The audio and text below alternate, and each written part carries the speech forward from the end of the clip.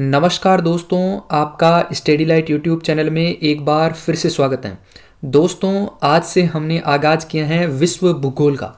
दोस्तों, आज का जो लेक्चर है उसमें हम पढ़ने वाले हैं ब्रह्मांड के बारे में, यानी कि ब्रह्मांड क्या है, ब्रह्मांड की उत्पत्ति कैसे हुई। इसके बाद में जो नेक्स्ट लेक्चर होगा उसमें हम पढ़ने वाले हैं सौर मंडल के बारे में, और इसी क्रम में हम विश्व भूगोल को कंप्लीट करेंगे, यानी कि शुरू किया है तो अंजाम तक भी पहुंचाएंगे, यानी कि कंप्लीट करवाएंगे। यहाँ आपको क्वालिटी कंटेंट मिलेगा, यहाँ आपको कॉन्सेप्चुअल क्लियरिटी मिलेगी, और जितने भी फैक्ट्स हैं उनको कवर किया जाएगा। यानी कि यदि आप किसी भी एग्ज़ाम की प्रिपरेशन कर रहे हैं तो विश्व भूगोल की ये सीरीज़ आपके लिए बहुत ही कारगर साबित होने वाली है। तो चलिए शुरू करते हैं दोस्तों आज का लेक्चर, जिसका नाम है ब्रह्मांड। दोस्तों, सबसे पहले मैं आपको ब्रह्मांड की डेफिनेशन समझाना चाहता हूँ कि ब्रह्मांड होता क्या। तो दोस्तों देखिए, हम और बाकी जीव इस धरती पर, हम और बाकी जीव ये सब मिलकर कहाँ पर रहते हैं? पृथ्वी पर रहते हैं। हमारी जो पृथ्वी है वो पृथ्वी रहती है सौर मंडल में, और सौर मंडल रहता है आकाश गंगा में, और आकाश गंगा रहती है ब्रह्मांड में। तो यहाँ से ब्रह्मांड की डेफिनेशन निकल के आती है कि सूक्ष्म अणुओं से लेकर विशालकाय आकाश गंगाओं तक के सम्मिलित रूप को ही क्या कहते हैं? ब्रह्मांड कहते हैं। दोस्तों, यदि आपसे कोई भी पूछे कि ब्रह्मांड किसे कहते हैं, तो आपको ये डेफिनेशन याद रखनी है कि सूक्ष्म अणुओं से लेकर विशालकाय आकाश गंगाओं तक के सम्मिलित रूप को ही क्या कहा जाता है? ब्रह्मांड कहा जाता है। यदि आप यूपीएससी या फिर स्टेट पीसीएस की प्रिपरेशन कर रहे हो, किसी भी स्टेट पीसीएस की प्रिपरेशन कर रहे हो, तो वहाँ पे आप मेंस में ये डेफिनेशन लिख सकते हो ब्रह्मांड की। तो हमने आपको इस पहली स्लाइड में ये समझाया है कि ब्रह्मांड क्या होता है। तो आपको याद रखना है कि सूक्ष्म अणुओं से लेकर, अब सूक्ष्म अणु कुछ भी हो सकता है, यानी कि इस पृथ्वी पर या इस जो अन्य ग्रह हैं पृथ्वी के अलावा, उन सबको भी हम आगे पढ़ने वाले हैं डिटेल में। तो उन सब पर जो भी जिस भी प्रकार के सूक्ष्म अणु हैं, उनसे लेकर जितनी भी विशालकाय वस्तुएं हैं या चीज़ें हैं, उन सबको मिला के ब्रह्मांड कहा जाता है। आई होप कि आपको ब्रह्मांड की डेफिनेशन याद हो गई होगी। अगला हमारा शब्द है दोस्तों सौरमंडल, यानी कि सौरमंडल किसे कहते हैं? सौरमंडल का मतलब होता है सोलर सिस्टम, इसको इंग्लिश में सोलर सिस्टम कहा जाता है। तो ये सौरमंडल क्या होता है? तो दोस्तों, सौरमंडल जो है वो एक निहारिका नामक संरचना से बना है। किस संरचना से बना है? निहारिका नामक संरचना से बना है। ये निहारिका क्या है? दोस्तों, निहारिका एक गैसीय पिंड है, विशाल गैसीय पिंड है। इस गैसीय पिंड में, जैसे ये गैसीय पिंड है, इस गैसीय पिंड में लगातार संकुचन होता गया, लगातार संकुचन होता गया। उसकी वजह से जो संरचना बनी, उस संरचना को ही सोलर सिस्टम यानी कि सौर मंडल कहा जाता है। दोस्तों, अगर सौर मंडल के द्रव्यमान की बात करें, यानी कि इसका जो मास है, सोलर सिस्टम का मास है, वो किस किस में कितना है, तो 99% जो मास है, यानी कि जो सौर मंडल का द्रव्यमान है, वो सूर्य में है, और बाकी जो 1% है वो अन्य जो ग्रह हैं और जो अन्य आकाशीय पिंड हैं उनके अंदर समाहित है। तो आपसे पूछा जाए कि सौर मंडल का जो अधिकतम द्रव्यमान है वो किसमें है, तो वो है सूर्य के अंदर, यानी कि 99% द्रव्यमान सौर मंडल में स्थित है, और बाकी जो अन्य ग्रह और आकाशीय पिंड हैं उनमें 1% द्रव्यमान है। पहला आपको याद रखना है कि सौरमंडल किससे बना है, तो निहारिका नामक संरचना से बना है। एग्जाम में डायरेक्ट पूछा जाता है कि सौरमंडल का निर्माण किस संरचना से हुआ है, तो याद रखना है निहारिका नामक संरचना से सौरमंडल का निर्माण हुआ है। और निहारिका क्या है? एक विशाल गैसीय पिंड था जिसमें संकुचन के कारण ही सौरमंडल का निर्माण हुआ है। सौरमंडल में कौन कौन से ग्रह और कौन कौन से अन्य खगोलीय पिंड हैं, उनके बारे में हम डिटेल से आगे चर्चा करने वाले हैं। तो ये मैंने आपको समझाया है कि सौरमंडल क्या है और सौरमंडल का निर्माण कैसे हुआ है। अगली चीज़ देखिए दोस्तों, ब्रह्मांड के संबंध में अलग अलग वैज्ञानिकों ने कुछ अवधारणाएं दी हैं, यानी कि हमारा जो ब्रह्मांड है उसका जो स्ट्रक्चर है वो किस प्रकार का है, वो अलग अलग वैज्ञानिकों ने दिया है। तो इस ब्रह्मांड के संबंध में दो अवधारणाएं काफ़ी फेमस हैं। एक है जियोसेंट्रिक अवधारणा और दूसरी है हेलियोसेंट्रिक अवधारणा। अगर दोस्तों जियोसेंट्रिक अवधारणा की बात करें तो ये एक वैज्ञानिक थे जिनका नाम था टोलेमी, एक वैज्ञानिक थे जिनका नाम था टोलेमी। उन्होंने जियोसेंट्रिक अवधारणा दी थी। उन्होंने यह बताया था कि जो ब्रह्मांड है उस ब्रह्मांड में पृथ्वी केंद्र में है, यानी कि सेंटर में है, तथा सूर्य एवं अन्य ग्रह इसकी परिक्रमा करते हैं। हालांकि ये जो थ्योरी है, ये थ्योरी आगे जाके जो बाकी अन्य वैज्ञानिकों ने दी उससे डिफरेंट थी, यानी कि ये सत्य नहीं था। परंतु दोस्तों, विज्ञान में कोई भी चीज़ असफल नहीं होती है। ये जो अगले वैज्ञानिक होते हैं उन अगले वैज्ञानिकों के लिए एक आधार होता है, वो उसी को सेंटर में रख के बाकी रिसर्च करते हैं। तो टोलेमी ने इनिशिएटिव किया था कि भाई उन्होंने कम से कम ये बताया कि जो ग्रह हैं और जो पिंड हैं वो क्या कर रहे हैं, रिवॉल्व कर रहे हैं, यानी परिक्रमा कर रहे हैं। परंतु ये जो थ्योरी थी जियोसेंट्रिक अवधारणा, ये गलत थ्योरी थी। इसके बाद में एक नए वैज्ञानिक आए जिनका नाम था कोपरनिकस। उन्होंने हेलियोसेंट्रिक अवधारणा दी। हेलियोसेंट्रिक अवधारणा के अनुसार इन्होंने बताया कि सूर्य ब्रह्मांड के केंद्र में है तथा पृथ्वी एवं अन्य ग्रह इसकी परिक्रमा करते हैं। ये जो अवधारणा थी ये सत्य अवधारणा मानी गई। बाद में कई वैज्ञानिकों ने भी इस अवधारणा को सही ठहराया और जो कोपरनिकस थे उनको बोला गया आधुनिक खगोल शास्त्र का जनक। तो आपको याद रखना है कि आधुनिक खगोल शास्त्र का जनक किसे कहा जाता है, तो वो कहा जाता है कोपरनिकस को। और कोपरनिकस ने कौन सी अवधारणा दी थी ब्रह्मांड के संबंध में? हेलियोसेंट्रिक अवधारणा। इस अवधारणा के अनुसार सूर्य ब्रह्मांड के केंद्र में है तथा पृथ्वी एवं अन्य ग्रह तथा अन्य खगोलीय पिंड इसके चारों ओर क्या करते हैं, परिक्रमा करते हैं। दोस्तों, इसके बाद में 1920 में एडविन हबल एक वैज्ञानिक थे। उन्होंने प्रमाण दिया कि ब्रह्मांड का विस्तार अभी भी जारी है, जिसको उन्होंने आकाश गंगा के बीच बढ़ रही दूरियों के आधार पर सिद्ध किया। यानी कि जो हमारा ब्रह्मांड है ये लगातार क्या कर रहा है, फैल रहा है। और ये उन्होंने कैसे सिद्ध किया? उन्होंने ये सिद्ध किया कि ये जो दो पिंड हैं, इन दो पिंडों के बीच की जो दूरी थी वो दूरी बढ़ जाती है। इस दूरी के आधार पर इन्होंने ये बताया कि जो ब्रह्मांड है वो लगातार विस्तार हो रहा है। इसका जो जिक्र है वो जो महान साइंटिस्ट अल्बर्ट आइंस्टीन ने भी ये बताया था कि ब्रह्मांड कुछ नहीं है, ब्रह्मांड एक ऐसी संरचना है जिसमें लगातार फैलाव तथा लगातार संकुचन होता रहता है। उन्होंने ये बताया कि जो ग्रह या कई अन्य पिंड हैं उनके बीच की दूरी कुछ समय के लिए बढ़ जाती है और कुछ समय के लिए घट जाती है। तो ब्रह्मांड का लगातार विस्तार होता रहता है और लगातार संकुचन होता रहता है, ये कहा था अल्बर्ट आइंस्टाइन ने। आई होप कि आपको ब्रह्मांड के संबंध में ये जो दो अवधारणाएं हैं, जियोसेंट्रिक अवधारणा और हेलियोसेंट्रिक अवधारणा, ये समझ में आएगी। आपको याद रखना है कि जियोसेंट्रिक अवधारणा दी थी टोलेमी ने, हेलियोसेंट्रिक अवधारणा दी थी कोपरनिकस ने, और कोपरनिकस को यह आधुनिक खगोल शास्त्र का जनक माना जाता है। चलिए दोस्तों, अब हम बात करते हैं ब्रह्मांड की उत्पत्ति के बारे में।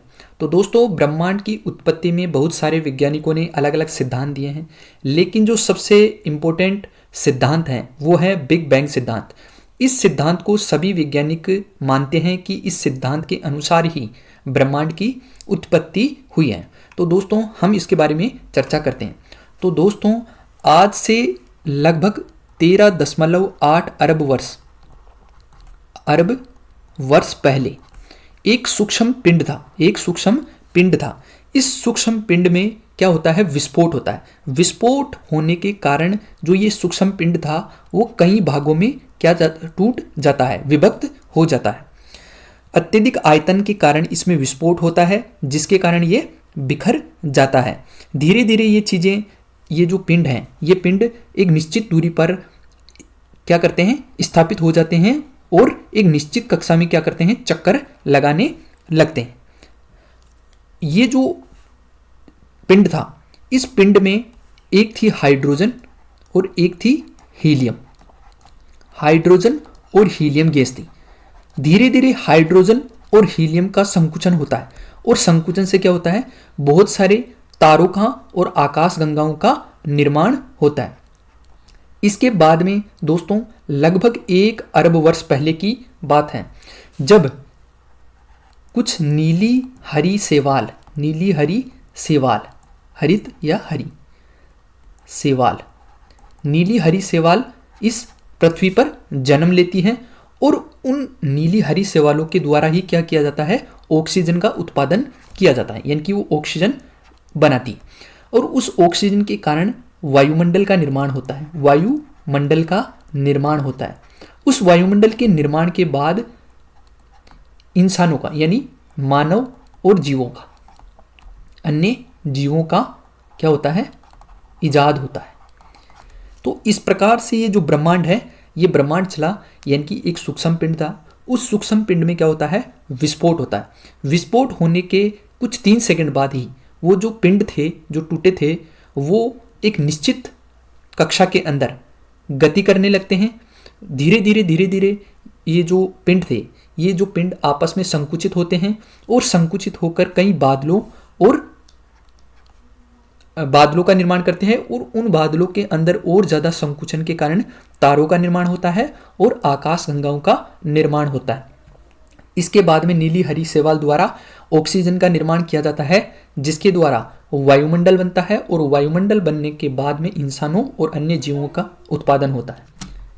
इस स्लाइड में वही लिखा है जो मैंने आपको समझाया है कि 13.8 अरब वर्ष पहले एक सूक्ष्म पिंड में विस्फोट होता है और जो ब्रह्मांड है उसकी उत्पत्ति होती है। दोस्तों, जैसे मैंने आपको बताया था कि ब्रह्मांड का विस्तार आज भी जारी है, यानी कि जितना आज से 1 अरब वर्ष पहले जो ब्रह्मांड था, आज उस ब्रह्मांड में बहुत ज़्यादा विस्तार हो चुका है और आगे भी ये विस्तार जारी रहेगा। अब हम बात करते हैं दोस्तों आकाश गंगा एवं तारों की। तो दोस्तों आकाश गंगा का निर्माण कैसे होता है? तो दोस्तों मैंने जब आपको बताया था कि जो सूक्ष्म अणु था उसमें विस्फोट हुआ था, उस विस्फोट के बाद में जो गैस थी हाइड्रोजन और हीलियम, हाइड्रोजन व हीलियम, उसमें क्या होता है, संकुचन होने लगता है, यानी कि उसका संचय होने लगता है और कुछ इस प्रकार से आकृति बनने लगती है।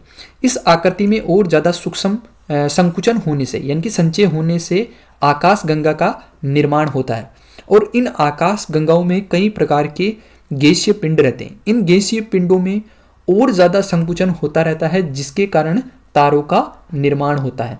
तो आपसे पूछा जाए कि आकाश गंगा का निर्माण कैसे होता है, तो हाइड्रोजन और हीलियम के बादलों में संकुचन के कारण आकाश गंगा का निर्माण होता है।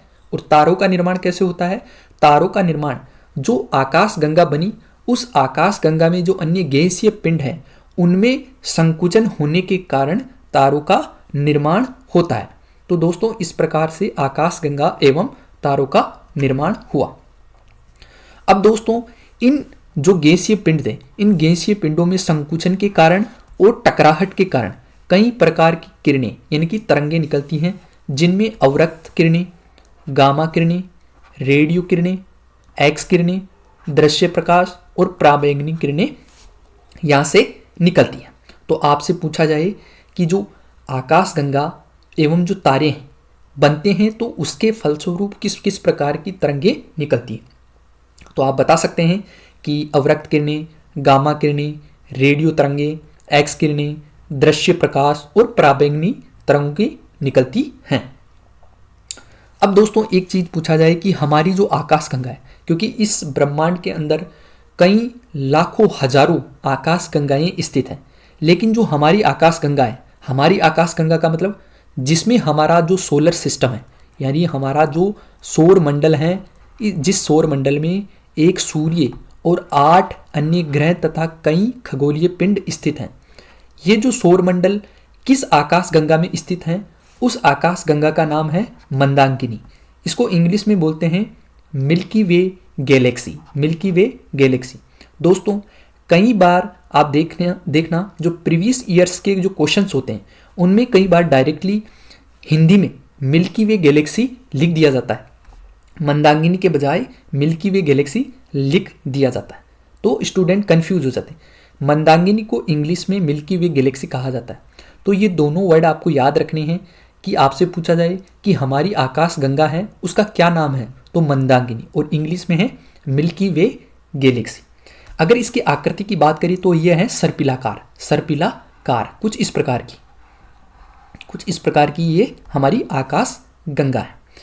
गुरुत्वाकर्षण के कारण आकाशगंगा के केंद्र में तारों का समकेंद्रण होता है, यानी कि जो बीच बीच में जो तारे रहते हैं वो क्यों रहते हैं, उसका कारण है गुरुत्वाकर्षण।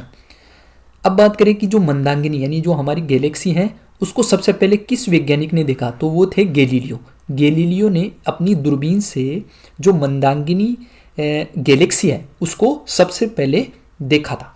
तो इसमें काफ़ी इंपॉर्टेंट चीज़ें हैं इस स्लाइड के अंदर जो आपको याद रखनी है। पहला, हमारी जो आकाशगंगा है उसका नाम मंदाकिनी या मिल्की वे गैलेक्सी है। दूसरा है कि इसका आकार सर्पिलाकार है। गुरुत्वाकर्षण के कारण जो आकाशगंगा है उसके केंद्र में तारों का समकेंद्रण हुआ। मंदाकिनी को सबसे पहले गैलीलियो ने देखा था। तो ये चीज़ें आपको याद रखनी। चलिए दोस्तों, अब हम बात करते हैं तारे के जन्म और विकास की। दोस्तों, जिस प्रकार किसी व्यक्ति का जन्म और मृत्यु होती है उसी प्रकार हमारा जो ब्रह्मांड है उसमें जितने भी आकाशीय पिंड हैं उन सब का जन्म और मरण यानी कि दोनों होता है। यानी वो जन्म लेते हैं और कुछ सालों बाद में उनका समाप्त हो, वो अपने आप क्या हो जाते हैं, समाप्त हो जाते हैं। तो हम यहाँ पे तारे के जन्म और विकास की बात करने वाले हैं कि तारा जन्म से लेकर मृत्यु तक किस फेज से गुजरता है। तो दोस्तों, सबसे पहले देखिए आप, ब्रह्मांड के अंदर जितनी भी गैस और धूल कण उपस्थित हैं उनमें गुरुत्वाकर्षण के कारण क्या होता है, नाभिकीय संलयन होता है। नाभिकीय संलयन, नाभिकीय संलयन होता है। इसका मतलब होता है कि जैसे ये आकाशीय पिंड हैं, संलयन का मतलब होता है ये आपस में जुड़ने लगते हैं। आपस में क्या करने लगते हैं, जुड़ने लगते हैं। तो गुरुत्वाकर्षण के कारण जब इन गैसों और धूल कणों में संलयन शुरू होता है, जिसके कारण क्या होता है कि जो हाइड्रोजन होती है, हाइड्रोजन जो गैस होती है वो हीलियम में परिवर्तित होने लगती है, हीलियम गैस में परिवर्तित होने लगती है। इसी के कारण जो नवीन तारे हैं उनका निर्माण होने लगता है। सबसे पहले ब्रह्मांड, हमारे जो ब्रह्मांड है उसमें जितनी भी जो धूल कण और गैस हैं उसमें क्या होता है, संलयन शुरू हो जाता है। और उस संलयन के कारण, और ये संलयन क्यों होता है, गुरुत्वाकर्षण के कारण ये संलयन शुरू हो जाता है। तो इस संलयन में संकुचन के कारण जो हाइड्रोजन गैस है वो हीलियम में परिवर्तित होने लगती है। इस हीलियम में परिवर्तन के कारण ही नवीन तारों का निर्माण होता है। दोस्तों, जब नवीन तारा बनता है तो उसको कहा जाता है आदि तारा। आदि तारा, इंग्लिश में बोलते हैं इसको प्रोटो स्टार। जब स्टार्टिंग में जो नवीन तारा बनता है उसको कहा जाता है आदि तारा यानी कि प्रोटो स्टार। फिर धीरे धीरे इन गैसीय बादलों में और सिकुड़न होने लगती है, यानी और संकुचन होने लगता है, जिसके कारण जो आदि तारा है वो आदि तारा बदल जाता है किसमें, पूर्ण तारे के अंदर। पूर्ण तारे के अंदर बदल जाता है। पहली जो स्टेप है उसमें आदि तारा रहता है, दूसरी स्टेप में यानी कि बादलों के और संकुचन के कारण वह पूर्ण तारे में बदल जाता है। ये जो प्रोसेस है ये लगातार चलता रहता है। लेकिन एक समय आता है कि जब जो तारा है, इस तारे की जो क्रोड है, क्रोड यानी ये जो सेंटर है, यहाँ पर हीलियम की प्रधानता हो जाती है। यानी हीलियम, अब इससे ज़्यादा हीलियम और ज़्यादा नहीं बढ़ सकती इसके अंदर। तो फिर क्या होता है, जो नाभिकीय संलयन की जो प्रक्रिया थी वो है रुक जाती है। नाभिकीय संलयन की प्रक्रिया रुक जाती है और तारा क्या करने लगता है, सिकुड़ने लगता है। जिसके बाद में जो ऊर्जा है, वो जो तारे की जो ऊर्जा है वो घटने लगती है। और उस ऊर्जा के घटने के कारण जो तारा है वो लाल दानव तारा यानी रेड जाइंट में बदल जाता है। रेड जाइंट में बदल जाता है या फिर श्वेत वामन में बदल जाता है। यानी कि या तो रेड ड्वार्फ हो जाता है या फिर वाइट ड्वार्फ हो जाता है। दोस्तों, कोई भी तारा वाइट ड्वार्फ कब होगा या रेड ड्वार्फ कब होगा, तो इसकी कुछ कंडीशंस है। उसकी क्या कंडीशन है, उसकी कंडीशन है कि यदि तारे का द्रव्यमान सूर्य के द्रव्यमान से कम या बराबर हो तो वह तारा सबसे पहले लाल दानों में यानी कि रेड ड्वार्फ के अंदर बदलता है। उसके बाद में रेड ड्वार्फ व्हाइट ड्वार्फ के अंदर बदलता है और आगे चलकर रेड ड्वार्फ काले वामन में यानी ब्लैक ड्वार्फ में बदल जाता है और अंततः वह ब्लैक होल में बदल जाता है, यानी ब्लैक होल बन जाता है। ब्लैक होल बन जाता है। तो पहली शर्त यह है कि यदि तारे का द्रव्यमान सूर्य के द्रव्यमान से कम या बराबर होगा तो सबसे पहले रेड जाइंट, उसके बाद में रेड ड्वार्फ, इसके बाद में वाइट ड्वार्फ और उसके बाद में ब्लैक ड्वार्फ, इस प्रकार से चेंज होगा। और यदि दूसरी कंडीशन ऐसी होगी, यदि तारे का द्रव्यमान सूर्य के द्रव्यमान से ज़्यादा हो तो उसमें क्या होता है, इस स्थिति में एक विस्फोट होता है, उसको कहा जाता है सुपरनोवा विस्फोट। यहाँ पे देखिए दोस्तों, सुपरनोवा विस्फोट होता है। इस सुपरनोवा विस्फोट के कारण बनता है न्यूट्रॉन तारा।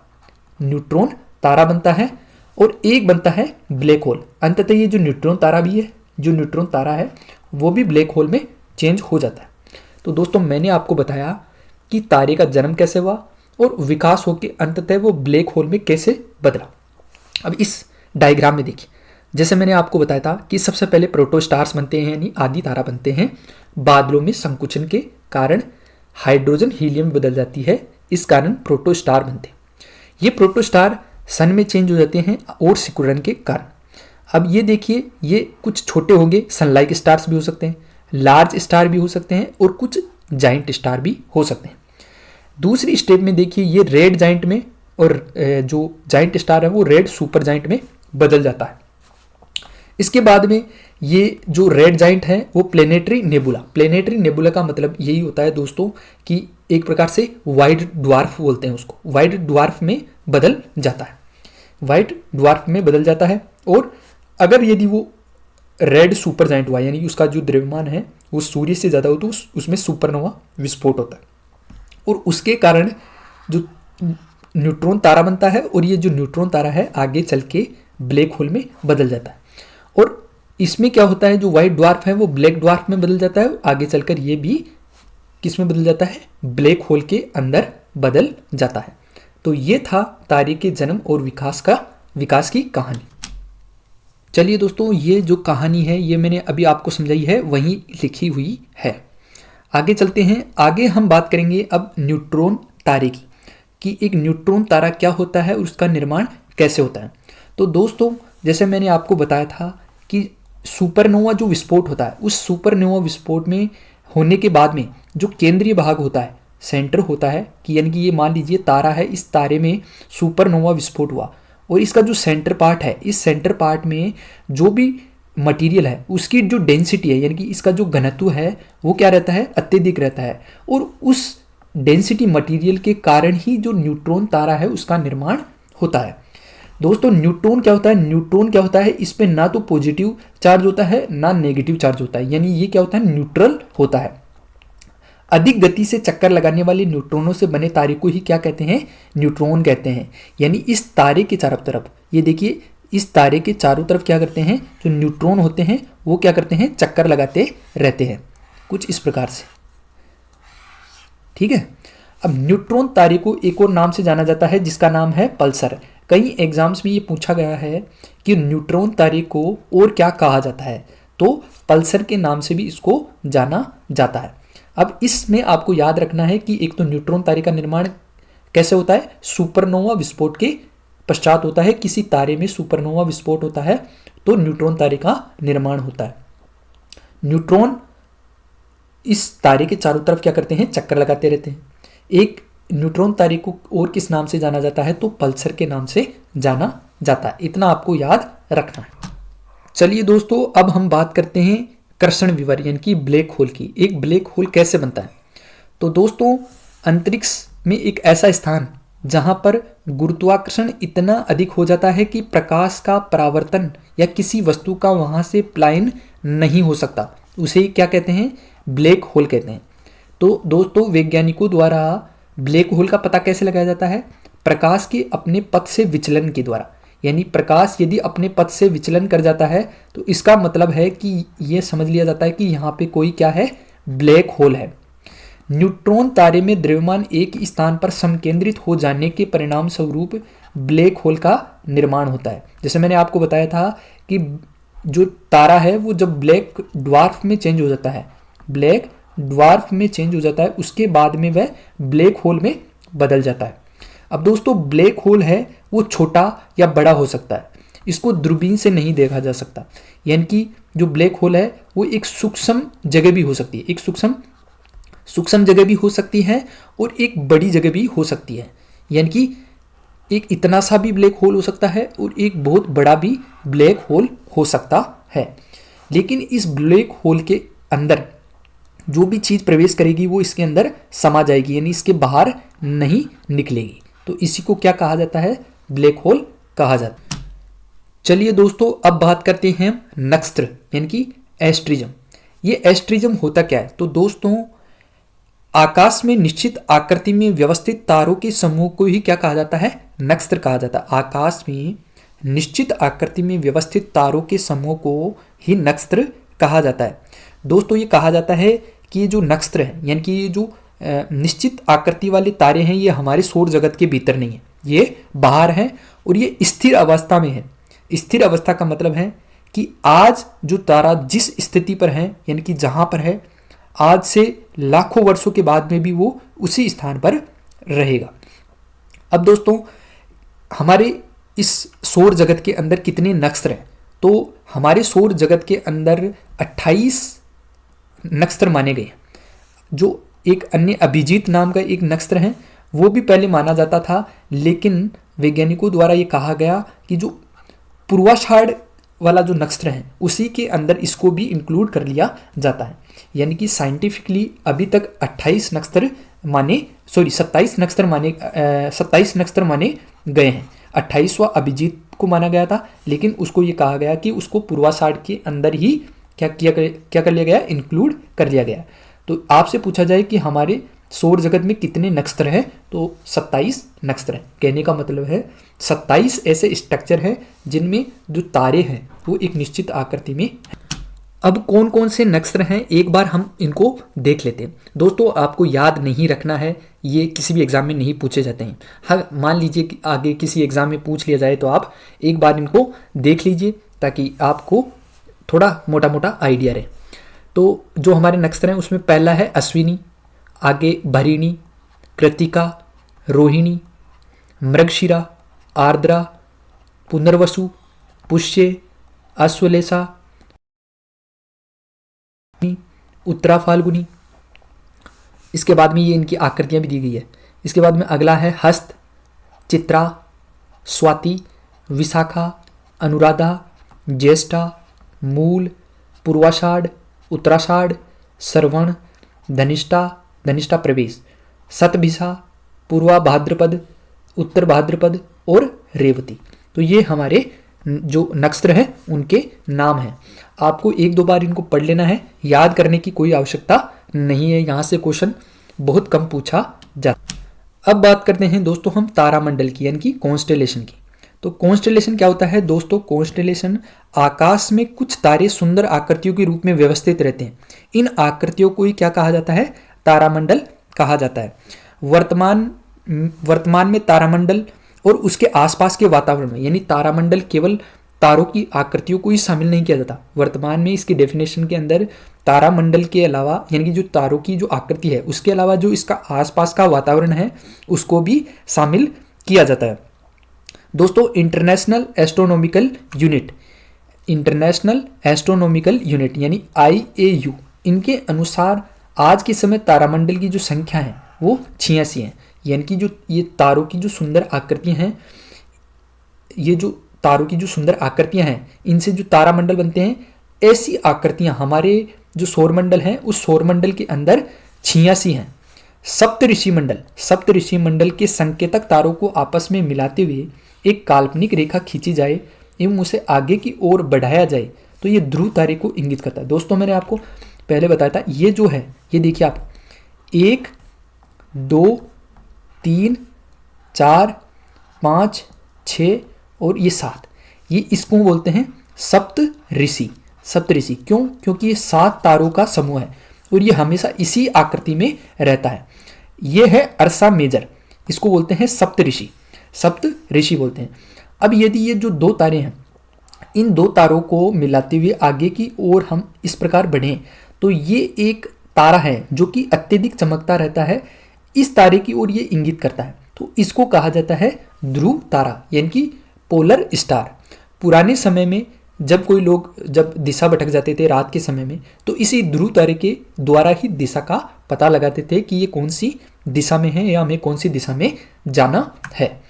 तो ये हमारा था कि तारामंडल किसे कहते हैं और कितने तारामंडल आज हमारे सोलर सिस्टम में है। तो आपको याद रखना है कि 86 सोलर सिस्टम, एस्ट्रोनॉमिकल जो IAU है यानी इंटरनेशनल एस्ट्रोनॉमिकल यूनियन है, उसके अनुसार 86 तारामंडल हमारे सौरमंडल में स्थित हैं।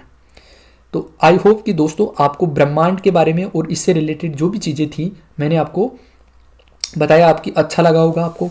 तो अगर आपको अच्छा लगा है तो स्टडी लाइट यूट्यूब चैनल को सब्सक्राइब करें और वीडियो को ज़्यादा से ज़्यादा शेयर करें और लाइक करें।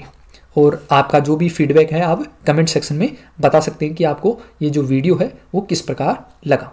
तो दोस्तों अगले वीडियो में हम देखेंगे सौरमंडल की संरचना, यानी सौरमंडल में जैसे हमारे जो सूर्य है और जो अन्य 8 ग्रह हैं उनके बारे में हम डिटेल से चर्चा करेंगे। तो इस वीडियो में अभी के लिए इतना ही। धन्यवाद दोस्तों, मिलते हैं अगले वीडियो में, तब तक के लिए जय हिंद दोस्तों।